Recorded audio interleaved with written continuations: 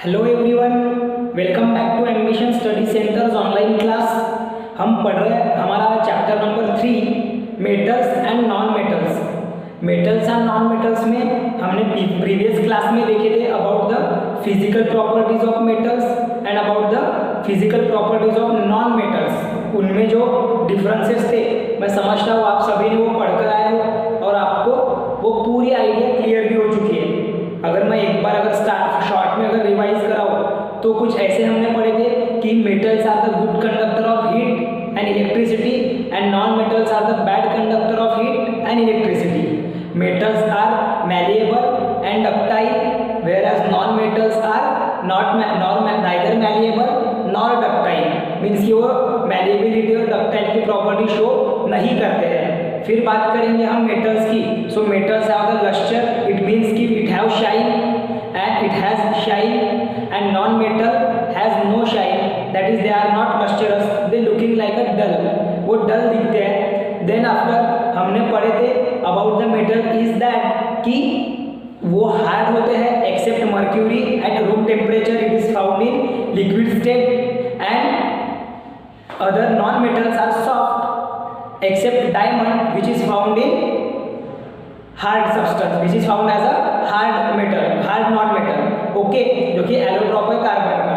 Then हमने ये भी बोला था कि नॉन मेटल्स में ग्रेफाइट जो है वो गुड कंडक्टर ऑफ इलेक्ट्रिसिटी होता है, जो कि कार्बन का एलोट्रॉप है। उसके बाद में हम पढ़ते हैं अभी आगे, हमने देखो ये भी बोला था कि जो मेटल्स होते हैं वो सोनरस होते हैं, मतलब कि वो साउंड प्रोड्यूस करते हैं जब हम उसे कोई दूसरे ऑब्जेक्ट से हिट करते हैं, और नॉन मेटल्स ऐसा कोई भी प्रॉपर्टी शो नहीं करते अबाउट सोनैरिटी, वो जनरली क्या होते हैं साउंड प्रोड्यूस ही नहीं करते, ठीक है। जो नॉन मेटल्स होते हैं वो इजी होते हैं ब्रेक होने में, वो इजीली ब्रेक हो जाते हैं। वही मेटल्स को अगर ब्रेक करना है तो उनका मेल्टिंग और बॉइलिंग पॉइंट हाई होता है, उसका ज़्यादा बॉइलिंग पॉइंट होता है, ठीक है। फिर ये हो गए हमारे differences between the metals and non metals की फिजिकल प्रॉपर्टीज में। फिर हमने देखे थे रिएक्टिविटी, मीन्स की रिएक्शंस और chemical properties of metals and non metals, जहां पर हमने शुरुआत करे थे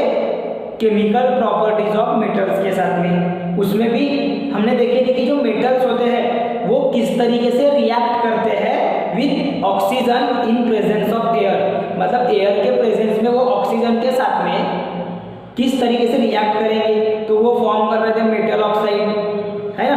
मेटल्स जब ऑक्सीजन के साथ में रिएक्ट हो रहे थे तो वो फॉर्म कर रहे थे मेटल ऑक्साइड। मैं समझता हूँ आप सभी बच्चों ने उन पूरे रिएक्शंस की भरपूर प्रैक्टिस की है और करते ही रहना है, सभी ने प्रैक्टिस करते रहना है। अपने ये नहीं सोचना है कि चलो ठीक है समझ लिए पढ़ लिए समझ में तो आ गया, प्रैक्टिस नहीं करेंगे, नो, प्रैक्टिस सभी बच्चों ने करते रहना है। जिनको जिनको प्रॉपरली वो नॉलेज चाहिए उस चीज़ का और उसको समझ में आना चाहिए ये चीज़, उसके बाद में उसको प्रैक्टिस भी उतनी ही ज़रूरी है जितना कि वो समझने की कोशिश करता है। ओके, चलो तो आज का जो टॉपिक है हमारा वो रिएक्शन ऑफ मेटल्स ही है विद वाटर के साथ में, मतलब वाटर के साथ में जब मेटल्स रिएक्ट होंगे सो व्हाट दे फॉर्म। अब यहाँ पर भी दो चीज़ें होती है, देखो वाटर के साथ में जब हम मेटल को रिएक्ट करते हैं सो आपको एक एक्सपेरिमेंट दिया हुआ है। वो एक्सपेरिमेंट में कुछ ऐसा बोला है कि हमको कुछ सैंपल्स लेना है मेटल्स के, लाइक सोडियम, पोटेशियम,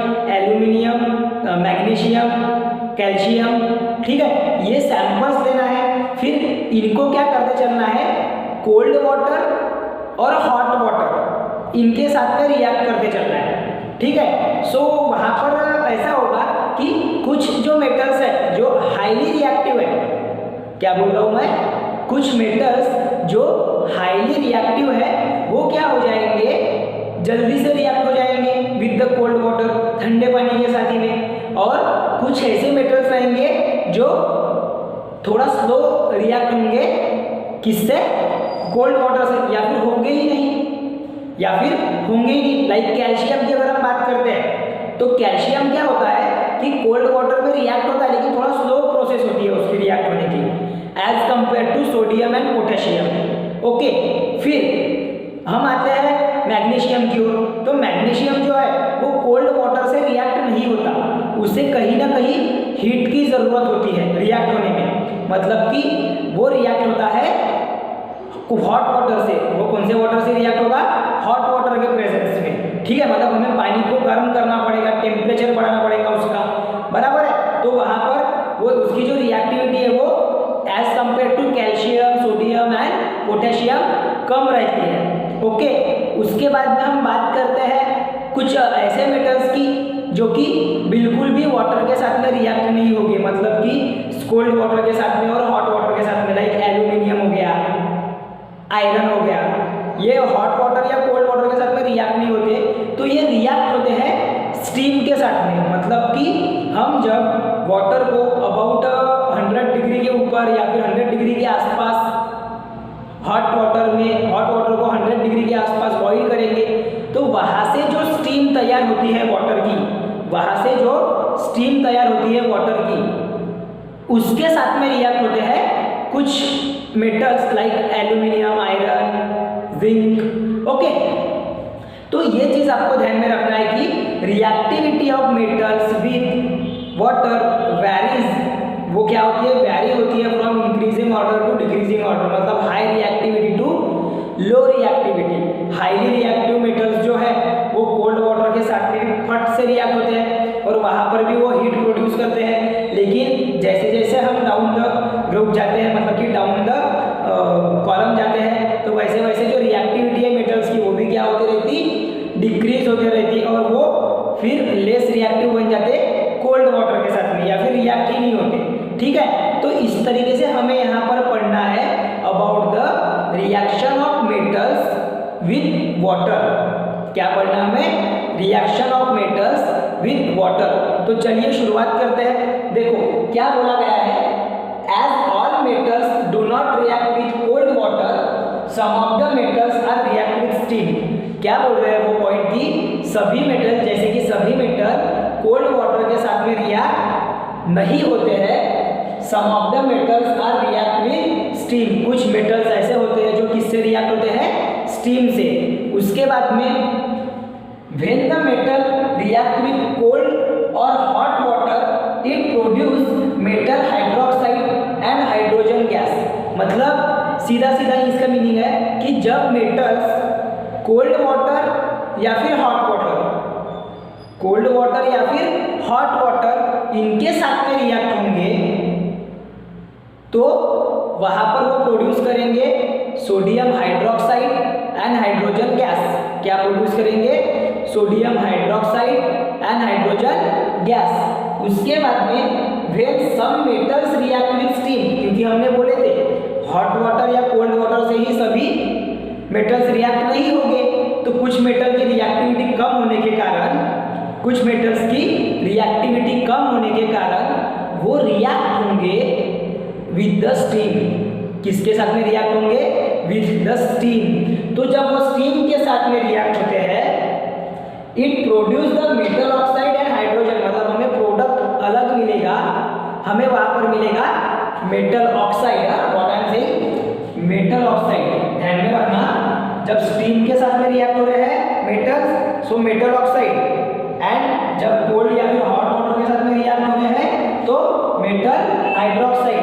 हाइड्रोक्साइड आया मतलब लास्ट में OH, और ऑक्साइड आया मतलब लास्ट में O, या फिर ऑक्साइड का साइन जो भी है O2, O3, समझ में आ रहा, O2, O3 ऐसे वो ऑक्साइड में OH जो है वो हाइड्रोक्साइड, मतलब जो हाइड्रोक्साइड है वो OH के साथ में सिंबलाइज किया जाता है, ठीक है। तो ये हो गए आपके पॉइंट, ये आपको ध्यान में रखना है, उसको ध्यान में रख के अपने को जो रिएक्शन है वो समझते चलना है।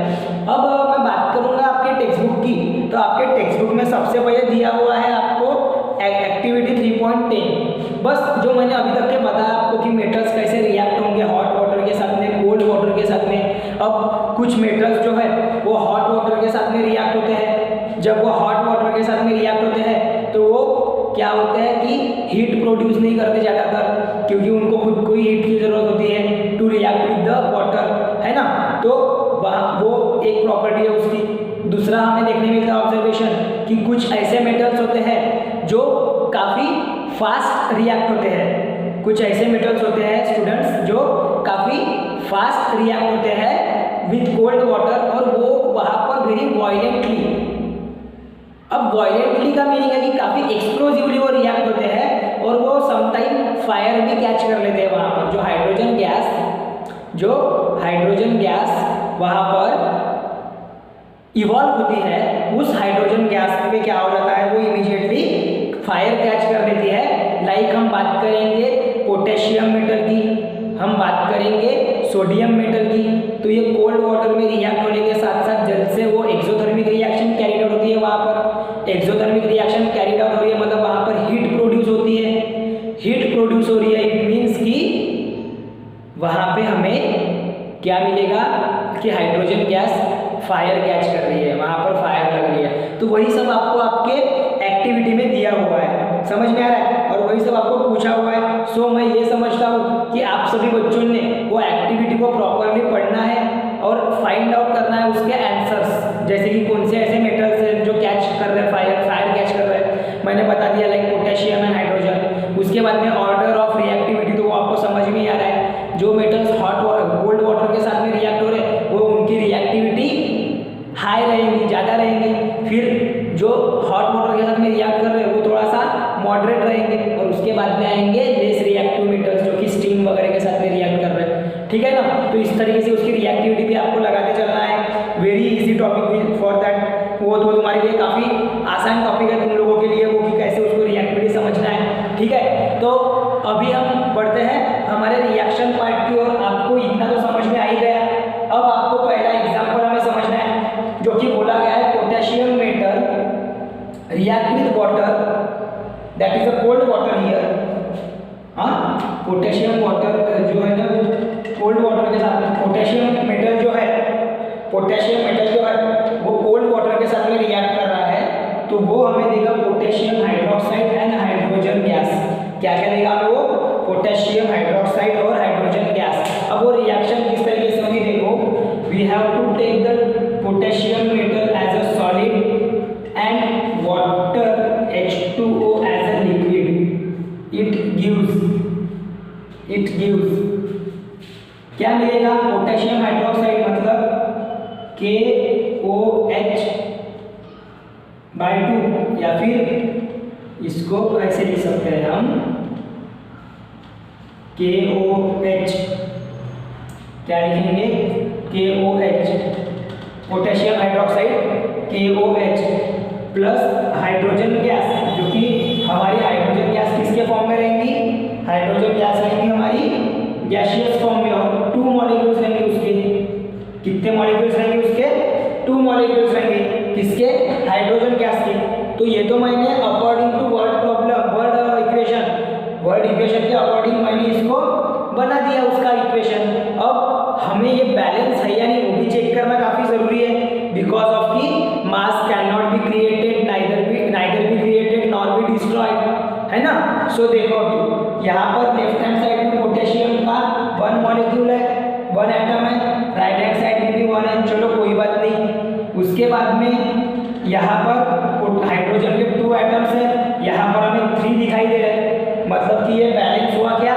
नहीं हुआ।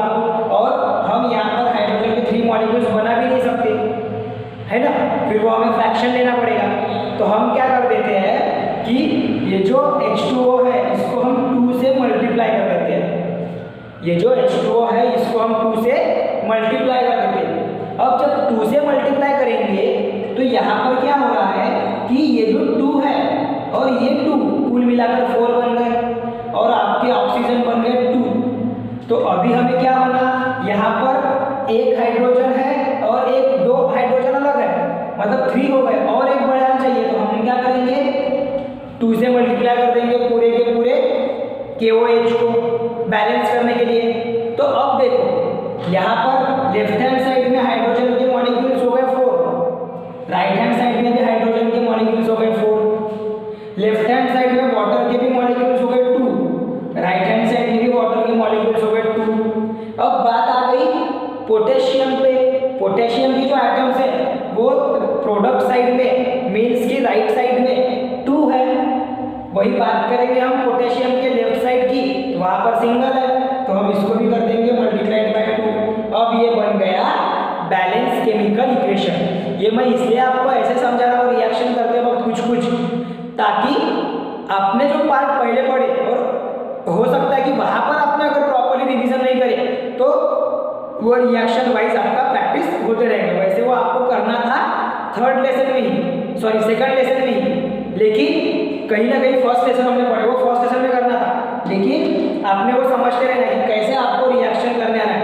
अब मैं आपको बताता हूँ कि अगर मान लीजिए आपका क्वेश्चन ऐसे आया कि right the reaction of metals with water and right their balance form, तो फिर ऐसा नहीं है ना कि यहाँ पर दो लेसन के क्वेश्चन मिक्स हो गए, क्योंकि रिएक्शन बैलेंस करना, जहाँ जहाँ रिएक्शन आ रही है वहाँ वहाँ हमें रिएक्शन को बैलेंस करना पड़ेगा।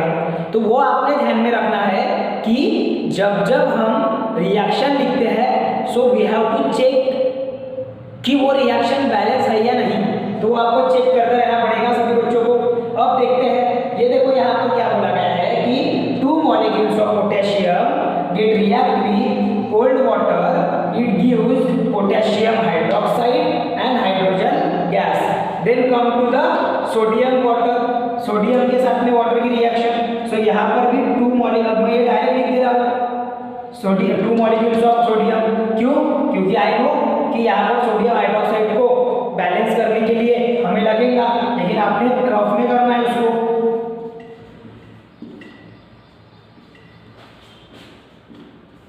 gives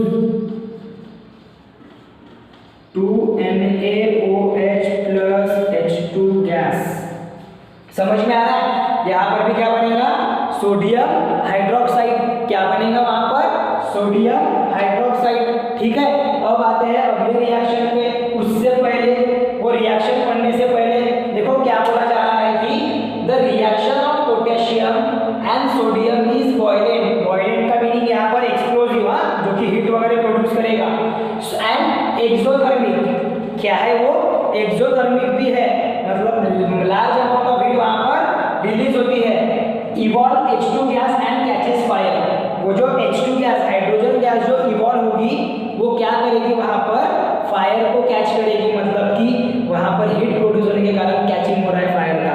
समझ में आ रहा है? मतलब आग लग जाती है वहां पर कभी कभी जब हम उसको रिएक्ट करते हैं वाटर के साथ में, तो इतना एक्सप्लोसिव रहता है वो जो रिएक्शन है, उतना एक्सप्लोसिव हो जाता। ये ध्यान में रखना है कि in which element catches the fire or which element involved in the reaction when hydrogen gas catches the fire with reaction with cold water। तो वहां पर आपको लिखना पड़ेगा सोडियम एंड पोटेशियम। ठीक है, ऐसा कॉन्सेप्ट वाइज आपने ध्यान में रखना। उसके बाद में आते हैं हम calcium plus water gives calcium hydroxide and hydrogen. अब बात करते हैं हम कैल्शियम और वाटर की। So we have to take Ca as a calcium plus H2O as a water. It is also cold water. It gives calcium hydroxide. So हम उसको लिखेंगे CaOH/2। ठीक है, इट मीन्स ऐसा, इसका मतलब है कि ये जो 2 है ये पूरे ब्रैकेट को बना हुआ है, मतलब 2 molecules of atom, 2 molecules of O and 2 molecules of H, ऐसा उसका मीनिंग हो रहा है। 2 atoms of O and 2 atoms of hydrogen। ठीक है, और दूसरा हमें मिल रहा है हाइड्रोजन गैस। क्या मिल रहा है? Hydrogen gas. अब check the reaction whether it is in balance form और नॉट। कैल्शियम का एक सिंगल एटम, इधर में भी सिंगल एटम, चलो ठीक है कोई बात नहीं।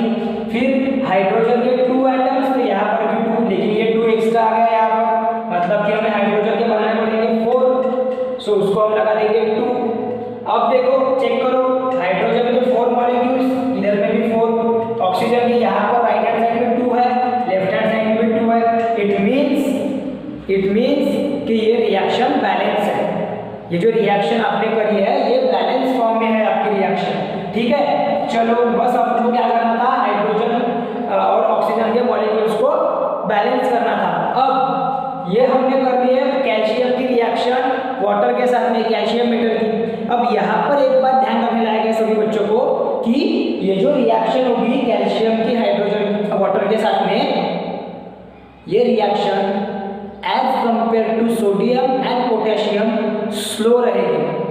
As compare to sodium and potassium slow रहेगी, वो जल्दी से रिएक्ट हो जाते हैं। ये जो है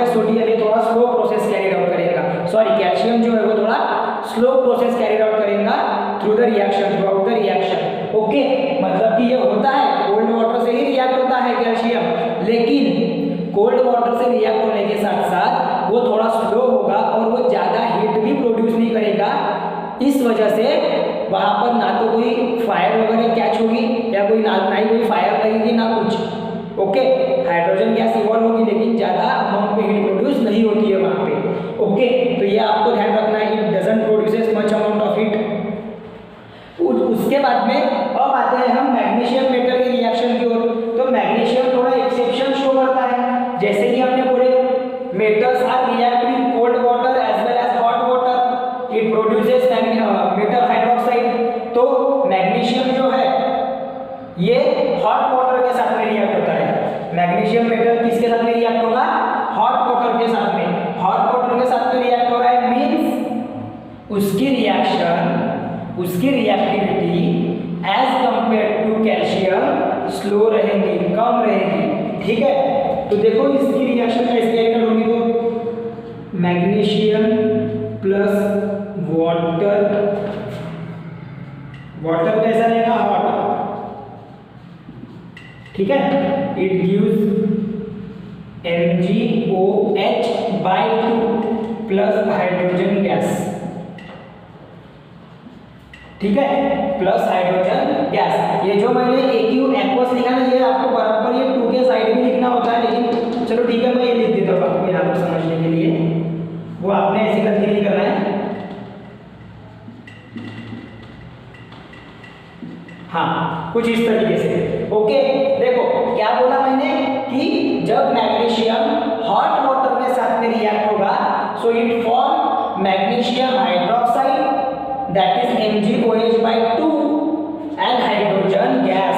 और क्या फॉर्म करेगा वो? Hydrogen gas. अब ये जो मैग्नीशियम हाइड्रोक्साइड है और हाइड्रोजन गैस है, ये बैलेंस है या नहीं वो फिर से चेक करना पड़ेगा हमें। सो मैग्नीशियम के 1 atom both the side, yes it is in a balance form. Then we have to check the hydrogen and oxygen molecules to the both the side. देखो हाइड्रोजन के जो मॉलिक्यूल्स है या फिर एटम्स है, लेफ्ट हैंड साइड में 2 है but right hand side में तो 4 दिखाई दे रहे हैं, ये 2 और ये 2। So we have to multiply the whole water molecule with 2। Then again we have to check, करते हैं चेक उसको। देखो 2 × 2 4, तो हाइड्रोजन के 2 × 2 यहाँ पर भी 4 हो गए। उसके बाद में वाटर के यहाँ पर 2 ये लग जाने के कारण ये बन गए 2, ऑक्सीजन के सॉरी वाटर के बोल दिया मैंने, ऑक्सीजन के बन गए 2। और यहाँ पर भी अगर बात करते हैं OH/2 की, तो मैंने बोला था कि ये जो 2 है ये दोनों को भी लग के रहेगा, मतलब कि वाटर जो ऑक्सीजन के मॉलिक्यूल्स है या फिर ऑक्सीजन के एटम्स है वो भी कितने हो गए? 2। तो इस प्रकार से ये होता है मैग्नीशियम हाइड्रोक्साइड फॉर्म। अब जो अगले जो 2 रिएक्शन पढ़ेंगे वो हम पढ़ेंगे विथ द स्टीम, वाटर के स्टीम से होने वाले रिएक्शन। पहले इतने पार्ट का स्क्रीनशॉट ले लो आप सभी बच्चे।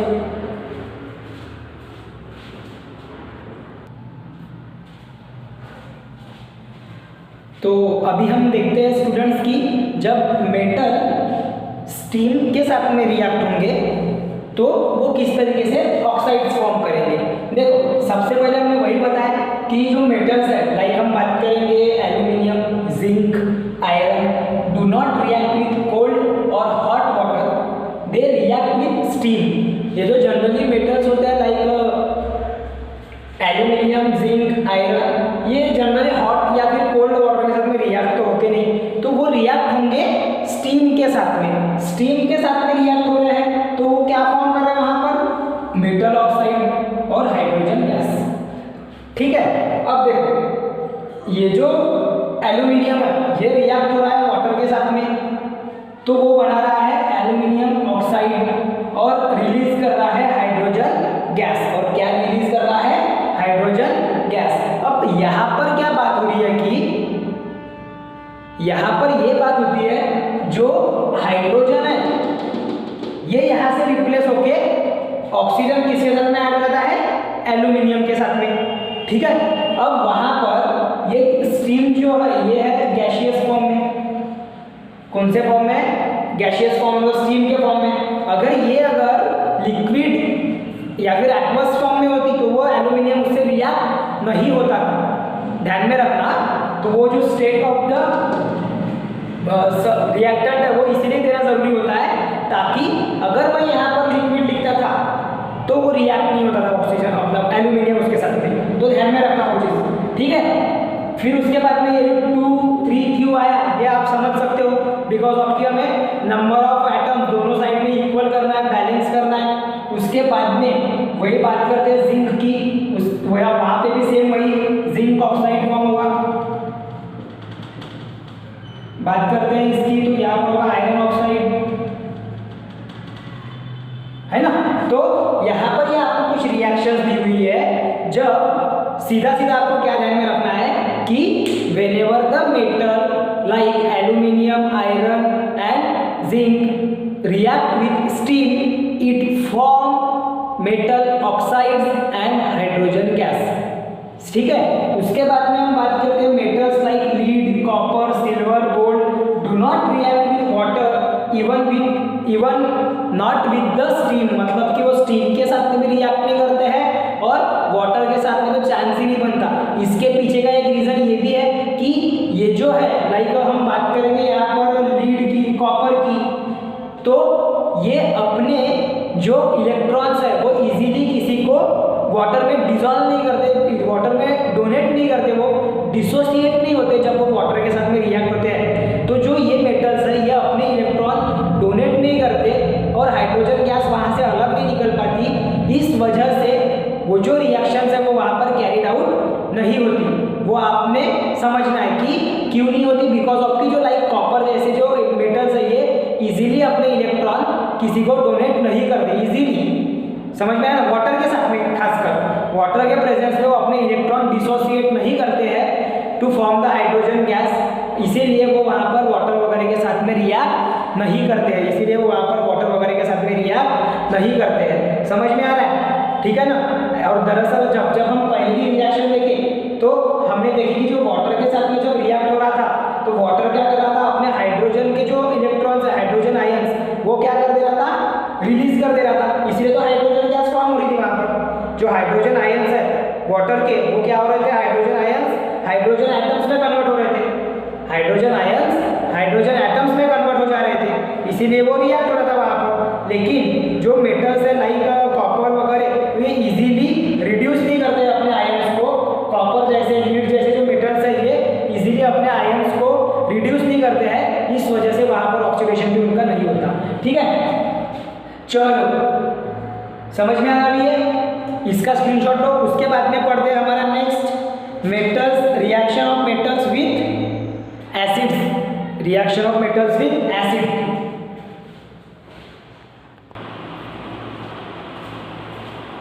तो चलिए अभी बढ़ते हैं आगे। अभी हमें पढ़ना है reaction of metals with acid. देखो ये जो रिएक्शन है मेटल्स के एसिड के साथ में, मुझे लगता है आपने कहीं ना कहीं पहले भी पढ़ी हुई है। कहाँ पर, अगर हम बात करेंगे एसिड बेसिस एंड सॉल्ट की, तो वहाँ पर आपने देखे होंगे कि एसिड जब मेटल के साथ में रिएक्ट करते हैं तो कैसे क्या फॉर्म होता है तैयार, वहाँ पर सॉल्ट पढ़े थे। तो बस वही है, हम यहाँ पर मेटल्स को एसिड के साथ में रिएक्ट करते हुए देखेंगे, ठीक है। तो देखो क्या बोला गया है कि when metals react with acid, sometime it is diluted acid, it gives metal salt plus hydrogen gas. क्या क्या फॉर्म करेगा वो, metal salt plus hydrogen gas. अब मेटल साल्ट भी डिपेंड करेगा कि वहाँ पर क्लोराइड साल्ट प्रेजेंट हो रहा है या सल्फेट प्रेजेंट हो रहा है, क्लोराइड साल्ट तैयार हो रहा है या सल्फेट तैयार हो रहा है, depends on the type of acid. मतलब HCl लेंगे तो क्लोराइड का साल्ट तैयार होगा, क्योंकि हाइड्रोजन को मेटल डिस्प्लेस कर देता है। जब मेटल की रिएक्शन हाइड्रोजन के साथ में होती है तो हाइड्रोजन को मेटल क्या कर देता है, उस रिएक्शन में डिस्प्लेस कर देता है और उस नेगेटिव हैलोजन के साथ में खुद बढ़ जाता है कौन, तो वो है मेटल। अगर सल्फरिक एसिड के साथ में अगर रिएक्ट हो रहा है तो वहाँ पर फॉर्म होगा सल्फेट SO4, ठीक है। उसके बाद में नाइट्रिक एसिड में हाइड्रोजन फॉर्म नहीं होता। जब नाइट्रिक एसिड रिएक्ट होता है मेटल के साथ में तो वहाँ पर हाइड्रोजन फॉर्म नहीं होता, वहाँ पर फॉर्म होता है वाटर, मतलब वो ऑक्सीडाइज हो जाता है। हाइड्रोजन क्या हो जाता है,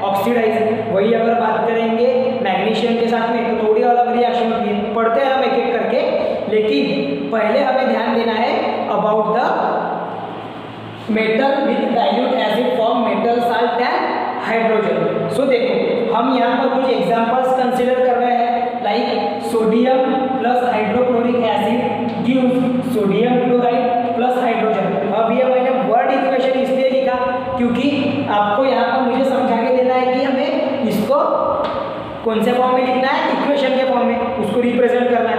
लेकिन आपको जब आएगा तो डायरेक्ट भी बोल सकते give any one example of the metal reaction of metals with acid. So आपको ध्यान में रखना पड़ेगा वो सारी चीजें कि कैसे क्या हमें कौन सा मेटल लेना है, किसके साथ में रिएक्ट करना है, नंबर ऑफ एटम्स मॉलिक्यूल्स, ठीक है ना। तो रिएक्शन तो कर्व नहीं करते बैठोगे वहाँ पर, प्रोडक्ट याद रखना है कि कैसे तैयार होता है, कौन सा तैयार होता है, लेकिन रिएक्शन रन करना है क्या नहीं, आपको ये दिमाग में रहने होगा, ठीक है। हाँ तो देखो यहाँ पर मेरे को ये Na मतलब सोडियम रिएक्ट हो रहा है वो HCl के साथ में, मतलब कि aqueous solution of HCl gives sodium chloride रहता है 2NaCl प्लस हाइड्रोजन गैस जो कि रहेगा H2 के फॉर्म में। अब ये मैंने बस रिएक्शन बनाया यहाँ पर, it is not in a balance state, ये बैलेंस स्टेट में नहीं है। चलिए करते फिर बैलेंस इसको। देखो पहली बात तो हम देखेंगे NaCl की तरफ। अब यहाँ पर अगर बात कर रहे हैं NaCl की तो ये there are 2 atoms of NaCl is there. कितने NaCl है वहाँ पर 2। चलो ठीक है मैं 2 भी हटा देता हूँ पहले के लिए। अब बन रहा है NaCl। अब देखो NaCl को देखो सोडियम क्लोराइड को, सोडियम के 1 एटम दोनों साइड में, चलो बैलेंस हो गया। क्लोरीन के भी 1 एटम, ये भी बैलेंस हो गया।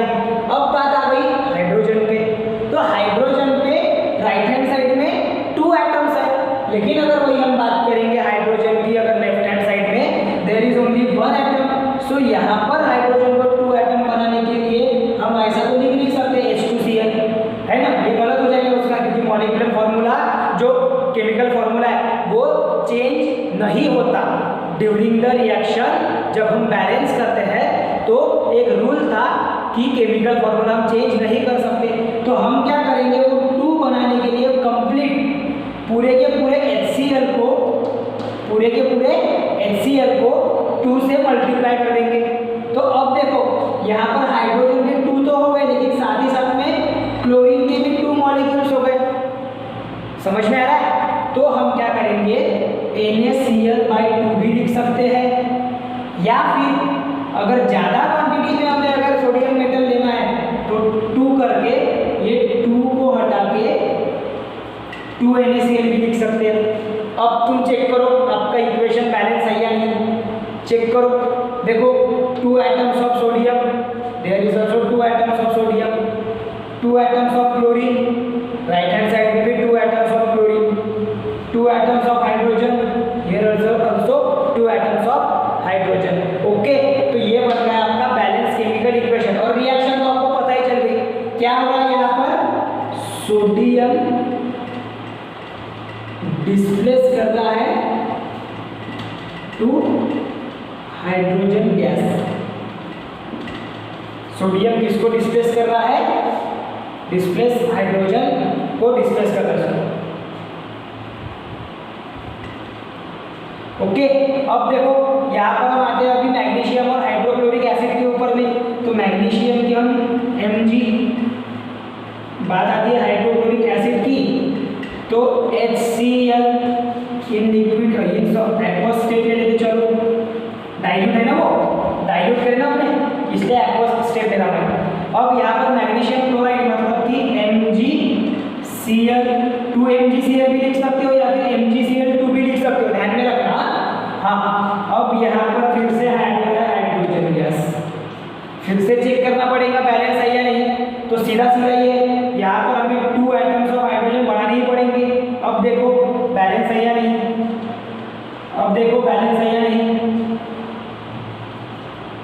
चेक करो, है ये बैलेंस है। मैग्नीशियम के 1 एटम, हाइड्रोजन के 2 और क्लोरीन के भी 2, ठीक है। अब ये लिया हमने सोडियम और मैग्नीशियम को, अब लेकर देखते हैं यहाँ पे पोटेशियम को भी लेकर देख सकते हैं हम, ठीक है।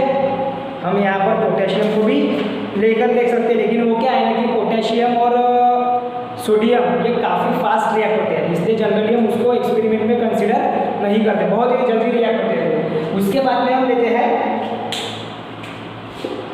तीसरा लेकर देखेंगे हम। चलो आपके टेक्स्ट बुक में आपको और कौन सा बोला गया है, वहाँ पे कौन से सैंपल्स लेना है, एक्सेप्ट सोडियम एंड पोटेशियम है इसीलिए, ठीक है। पोटेशियम और सोडियम हमें नहीं लेना था उसे इसमें, इसलिए हमने नहीं लिए। अब हम लेकर देखते हैं हम एल्यूमिनियम को, ठीक है। चलो तो करते हैं हमारा एल्यूमिनियम की reaction, Al plus HCl gives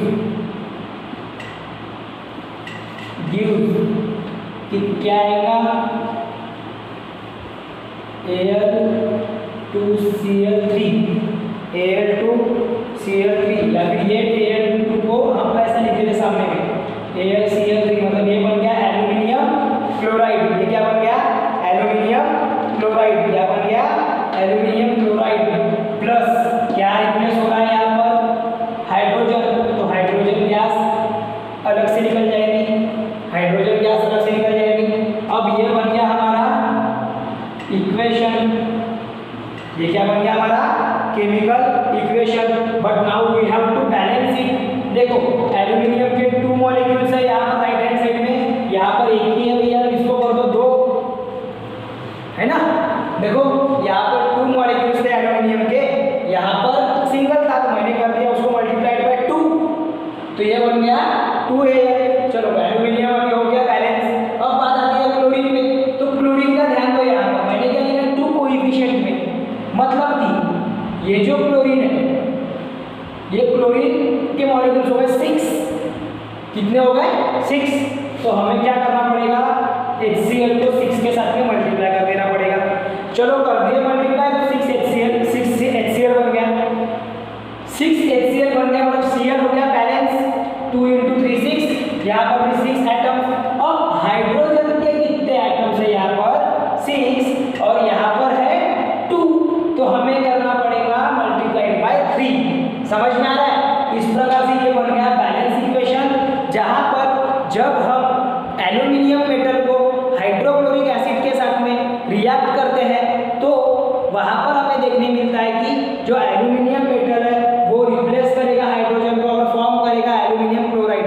लेकिन एक चीज़ ध्यान में रखना, एज कंपेयर टू मैग्नीशियम, जो एल्यूमिनियम है ये थोड़ा स्लो रिएक्ट होता है, एज कंपेयर टू मैग्नीशियम जो एल्यूमिनियम मेटल है ये स्लो रिएक्ट होता है।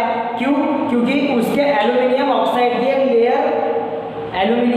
की लेयर एल्यूमिनियम पे क्या होती है, छाई होती है, वो उसके ऊपर में कवर्ड होती है, इसीलिए वो थोड़ा स्लोली रिएक्ट होता है विद हाइड्रोक्लोरिक एसिड। और वही अगर हम बात करेंगे मैग्नीशियम की, तो magnesium as compare two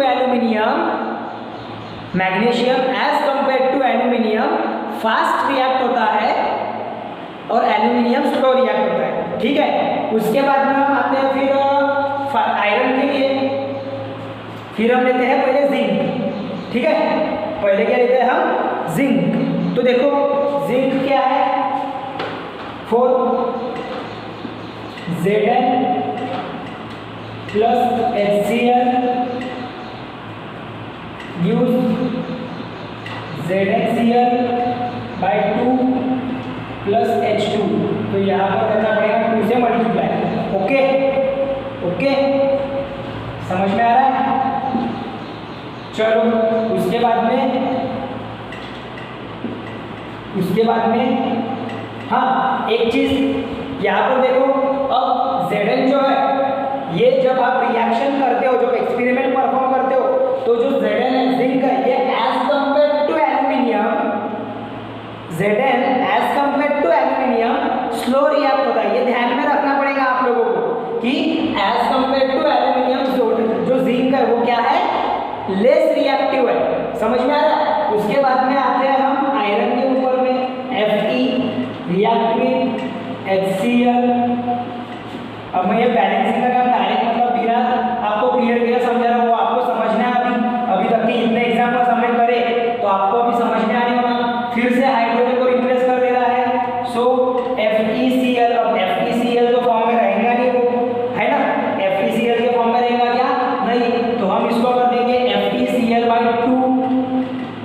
plus hydrogen gas कर दो इसको बैलेंस, तो यहाँ पर लगेगा हमें 2HCl, फिर से क्या लगेगा 2HCl, तो ये बन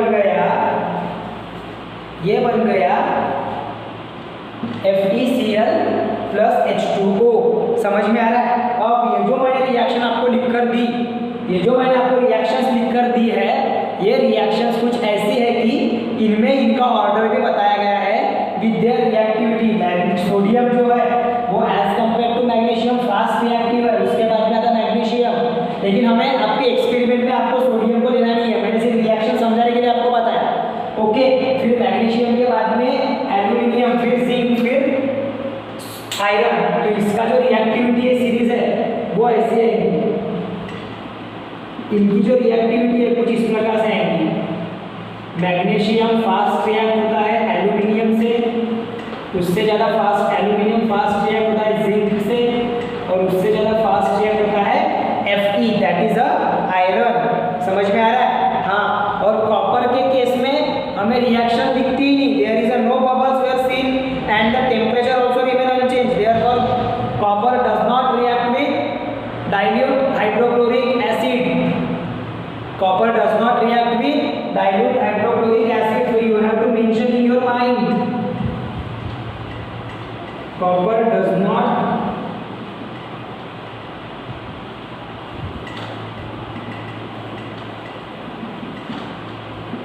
dilute HCl, ठीक है। उसके बाद में गोल्ड भी नहीं होता, सिल्वर भी नहीं होता, ठीक है। अब ये हो गई हमारी रिएक्शन, ज़्यादातर हमने डाइल्यूट हाइड्रोक्लोरिक एसिड के लिए देखे। आपने क्या करना है होमवर्क में, आपको होमवर्क में क्या करना है, मैंने यहाँ पर सभी और HCl लिया, आपको लेना है H2SO4 और आपको लेना है H2SO4। मतलब कि अगर मैं बात करूँगा सोडियम की, तो sodium metal react with H2SO4 तो हाइड्रोजन को रिप्लेस कर देगा, तो यहाँ पर बनेगा Na2SO4 सोडियम सल्फेट।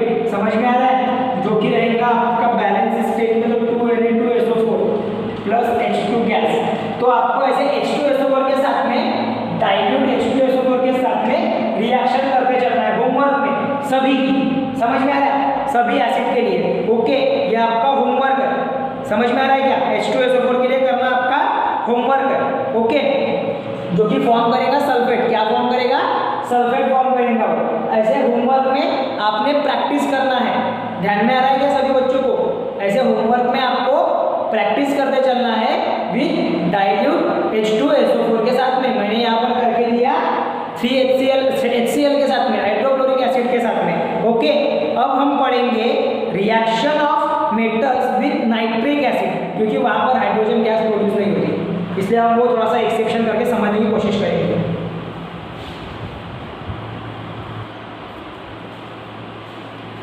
अभी बढ़ते हैं और देखते हैं कि जो रिएक्शन है मेटल्स के नाइट्रिक एसिड के साथ में वो कैसे क्या होती है। देखो, जनरली अगर हम बात करेंगे नाइट्रिक एसिड की, तो नाइट्रिक एसिड जब रिएक्ट होते हैं मेटल के साथ में, मीन्स की जो HNO3 है वो अगर रिएक्ट होता है मेटल के साथ में, तो वहाँ पर हाइड्रोजन गैस इवॉल्व नहीं होती, जैसे कि प्रीवियसली हमने देखे थे कहाँ अदर एसिड्स के साथ में, लाइक हाइड्रोक्लोरिक एसिड, लाइक हम बात करेंगे वहाँ पे H2SO4 सल्फ्यूरिक एसिड, तो वहाँ पर हाइड्रोजन गैस क्या हो रही थी? इवॉल्व हो रही थी। लेकिन in case of nitric acid hydrogen gas evolve नहीं होगी, और वहाँ पे जो हाइड्रोजन प्रेजेंट है नाइट्रिक एसिड में वो ऑक्सीडाइज हो जाएगा। ऑक्सीडाइज होने का मीनिंग है कि वहाँ पर ऑक्सीजन ऐड हो जाएगा हाइड्रोजन के साथ में, और वो दोनों कंबाइन होके बनाएंगे वाटर। वो क्या फॉर्म करेंगे? वाटर। यहाँ पर हमने एग्जाम्पल के तौर पर एक रिएक्शन स्टडी करेंगे, like copper when react with nitric acid then it gives copper when react with nitric acid it gives copper nitrate. इसको बोला जाता है कॉपर नाइट्रेट।